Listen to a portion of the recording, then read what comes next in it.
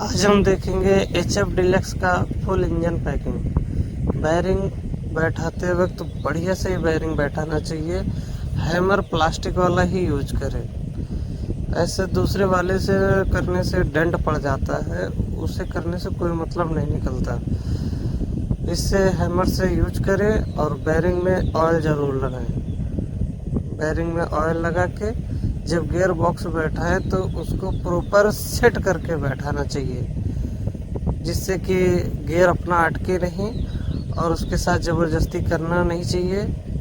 आराम से बैठाओ गियर को। गियर बैठाते वक्त चेक ज़रूर करें, जितना हो सके उतना स्मूथ चलना चाहिए। दोनों तरफ से प्रॉपर चेक कर लो कि बैठा है कि नहीं। गियर शाफ्ट ज़रूर देखना चाहिए। जब तक पूरा बैठा नहीं रहेगा तो गियर प्रॉपर काम नहीं करेगा। सभी गियर को ऐसे ही लगा के बदल के देख लें।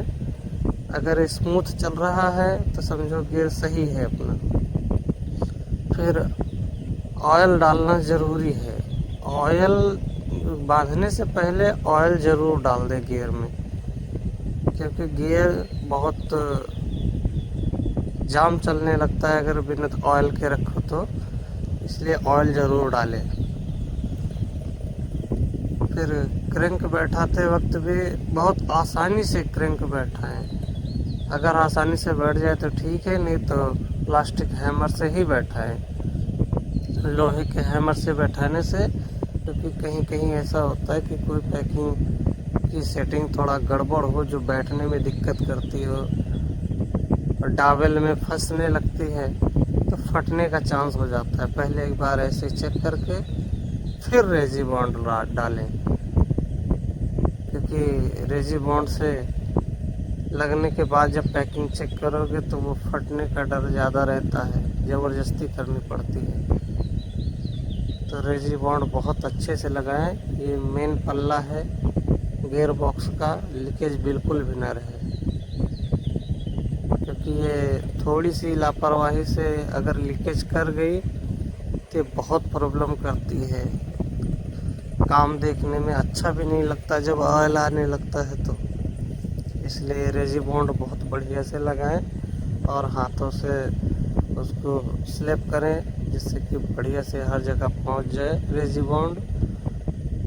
बेहतर होगा कि थोड़ा ज़्यादा ही लगाएं, जिससे ये बढ़िया काम करे। नहीं तो कभी कभी ऐसा होता है कि थोड़ा सा लगाने से फिर रेजी बॉन्ड वो प्रॉपर काम नहीं करता, लीकेज बना रह जाता है। जब इंजन चलता है तो इंजन में मोबिल के प्रेशर बहुत ज़्यादा बनता है, जिससे कि ये बाहर बहने लगता है अगर कहीं लीकेज रहेगा थोड़ा सा भी तो। डावेल के पास बिठाते वक्त तो बहुत आसानी से बिठाएं, क्योंकि ये डावेल के पास फटने का चांस ज़्यादा रहता है। प्रॉपर फिक्स आते हैं ना इसकी पैकिंग, तो इसलिए डावेल के पास बहुत आराम से बिठाएं।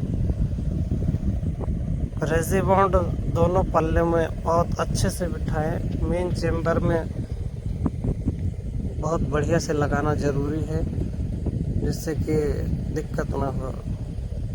मैं वीडियो बना रहा था तो ये स्टैंड में लगा हुआ था, मैंने थोड़ा पास में ही रखा। मैंने कहा बाद वाला काम तो बाद में देख लेंगे, लेकिन जो सामने का है वो दिखना चाहिए प्रॉपर। तो मैंने पल्ले में साफ करके लगा दिया रेजी बॉन्ड। अब इसमें लगाते हैं ऊपर वाले में रेजी बॉन्ड। ऑयल करके सभी बैरिंग में ऑयल कर दें, यहाँ तक कि किक रैचेट में भी ऑयल लगा दें। मैंने किक रैचेट में ऑयल लगा दिया है। और वार्सल वगैरह जो भी लगता है प्रॉपर ध्यान से लगाएं, क्योंकि कुछ चीज़ें हैं भूलने का चांस ज़्यादा बन जाता है। इसमें रेजी बॉन्ड लगा के एक सही तरीके से बिठाएं, क्योंकि बिठाते वक्त अगर थोड़ा सा भी इधर उधर सेंटर नहीं रहेगा डावेल का तो बैठने में बहुत दिक्कत होती है। फिर उससे डावेल ख़राब हो जाता है, फिर चेंज ही करना पड़ जाता है।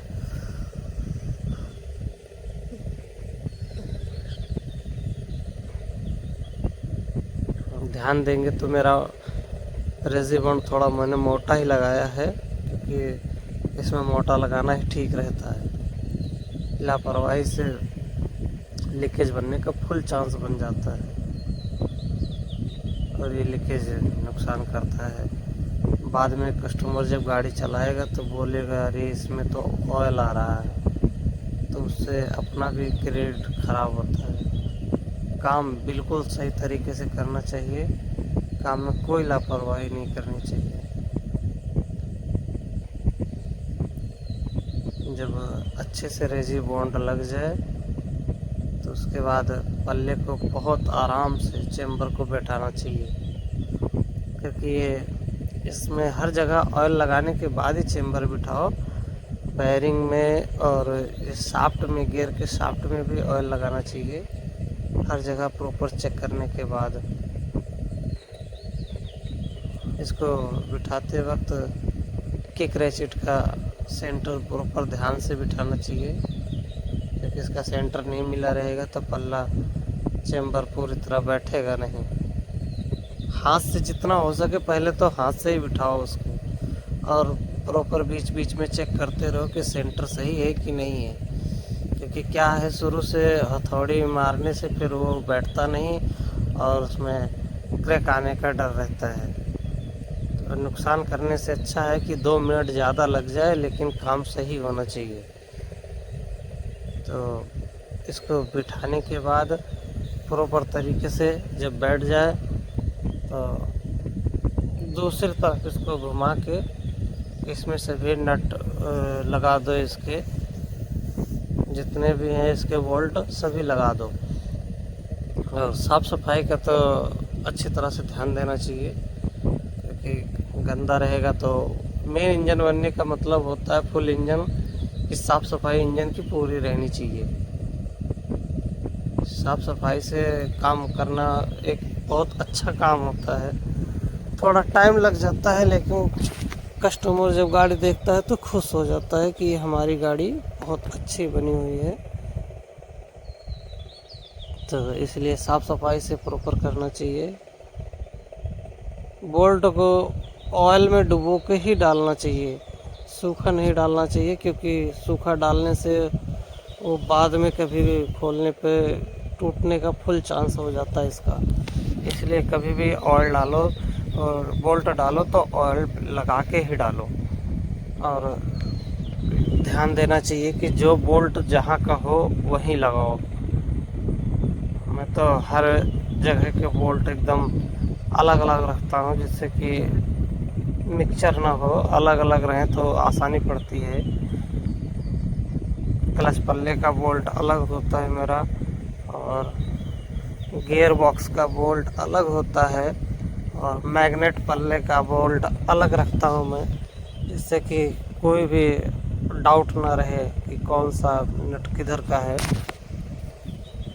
एक तरफ से बिल्कुल ना टाइट करें, दो तरफ से, हर तरफ से थोड़ा थोड़ा पहले आसानी से बिठा लें, जितना हो सके टाइट ना करें। पहले चारों तरफ से बिठाने के बाद फिर उसको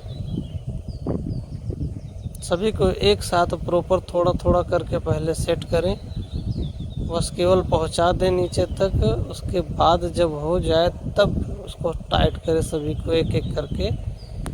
और कभी भी मेन पल्ले का या कोई भी पल्ले का चेम्बर का अगर बोल्ट टाइट करना हो तो क्रॉस में ही टाइट करें, फुल टाइट करने में। बाकी पहले तो ऐसे बिठा ले और बीच बीच में सब कुछ चेक करते रहे कि हमारा प्रॉपर वर्क कर रहा है कि नहीं, क्योंकि गियर बॉक्स अगर प्रॉपर वर्क नहीं करेगा और क्रैंक भी टाइट चलेगा तो समझो कहीं ना कहीं वो दिक्कत देगा आगे चल के। तो इसलिए बहुत सही तरीके से बिठाएं और अच्छे से करें। कभी भी टाइट करते वक्त तो ध्यान से ही टाइट करें कि कितना टाइट कर रहे हैं कितना नहीं कर रहे। पहले सभी को थोड़ा थोड़ा ही करें, जल्दबाजी ठीक नहीं है। जल्दबाजी करने से कभी भी काम सही नहीं होता, उसमें कहीं ना कहीं डैमेज बना रह जाता है। ध्यान से ही काम करें, कौन सा बोल्ट कितना टाइट करना है बिल्कुल अंदाज से ही करें। किसी को बहुत ज़्यादा और किसी को बहुत कम ना टाइट करें, नहीं तो उसकी चौड़ी स्लिप हो जाती है। काम सही तरीके से होगा तो कोई दिक्कत नहीं आती। जब सभी नट प्रॉपर टाइट हो जाएं, बहुत ध्यान से ही करना चाहिए कभी भी एक नट को। ये HF डीलक्स का फुल इंजन रिपेयर है। जब जितना टाइट करते रहें उतना उसे चेक करते जाएं बीच बीच में, क्योंकि फुल टाइट करते वक्त कभी कभी क्रैंक जाम भी हो सकता है, तो उसमें कितना टाइटपन आ रहा है उसे चेक करते रहें।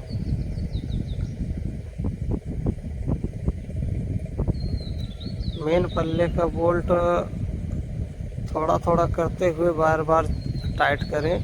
ऐसा नहीं कि बस एक ही को टाइट कर दिया तो दूसरे को बाद में करें, नहीं, थोड़ा थोड़ा ही करें, क्योंकि ऐसा है तो पल्ला प्रॉपर बैठ जाता है।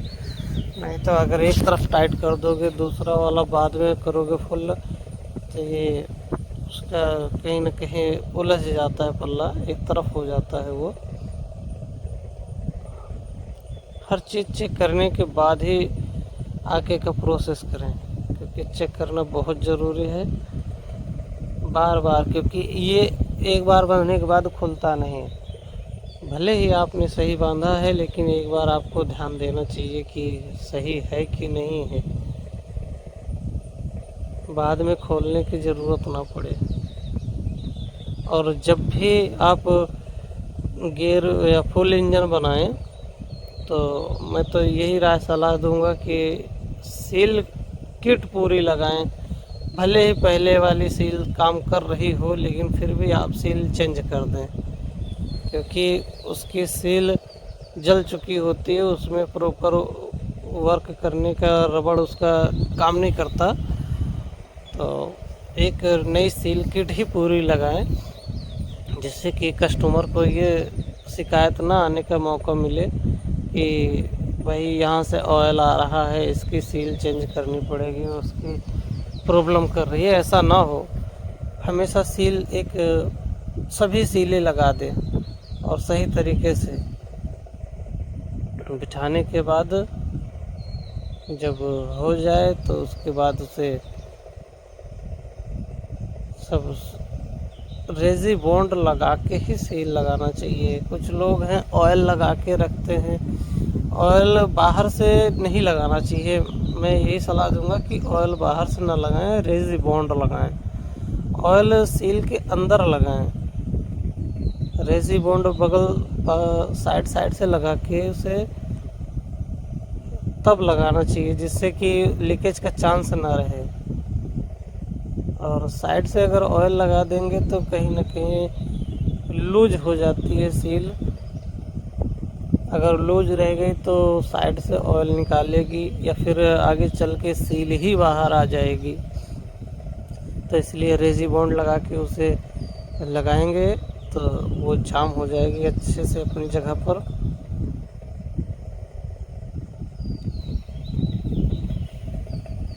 सील किट, पैकिंग किट, ये सब ज़रूरी है सही तरीके से लगाना, और लगाना भी चाहिए, क्योंकि ऑयल का प्रेशर इंजन चलने के बाद कुछ ज़्यादा ही होता है। वो जहाँ से लीकेज पाएगी वहीं से जाएगी। जब सब कुछ बिठा ले तो उसके बाद प्लास्टिक हैमर से ही यूज करना चाहिए। और ऐसे में इंजन में लोहे का हैमर नहीं चलाना चाहिए, उससे डेंट पड़ जाता है। तो डेंट पड़ने से जब कभी